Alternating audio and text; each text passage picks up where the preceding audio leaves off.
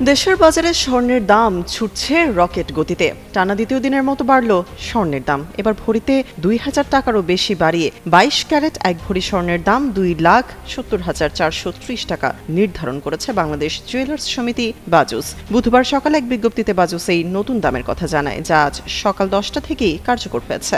বাজুস জানিয়েছে, স্থানীয় বাজারে পিওর গোল্ডের মূল্য বৃদ্ধি পাওয়ায় সার্বিক পরিস্থিতি বিবেচনা করে এই সমন্বয় করা হয়েছে।